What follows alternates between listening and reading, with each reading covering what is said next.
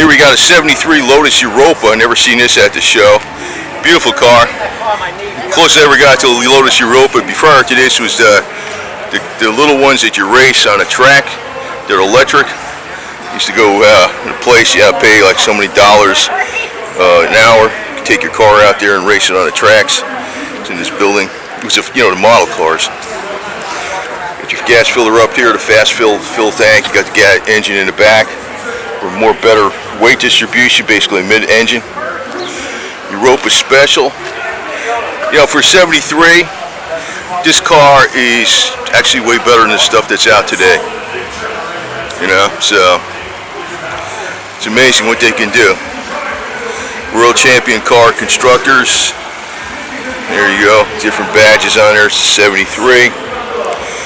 I'm not sure what kind of. Got a lot of visibility there with that one pillar in the back, though. But it's a bitchin' car for sure.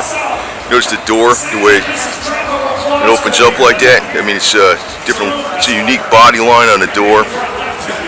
It's got the air dam in the front. Really nice wheels and stuff. It's sweet, man. It's really sweet. Here's the Lotus badge close up.